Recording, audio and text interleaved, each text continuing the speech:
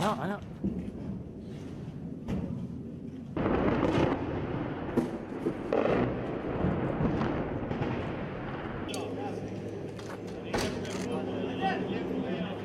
بداية حي الدواسة، يعني بداية أحياء الدواسة. الحمد لله وشكر، كانت انتصارات رائعة ومبهرة، وشفتوها مثل ما تشوفون انتم، هاي سياراتهم وهاي جثث بالشارع. يعني الحمد لله وشكر. العدو منهار، يعني عنده مفارس إعاقة شوية أثناء التقدم، بس الحمد لله وشكر معنوياته منهارة.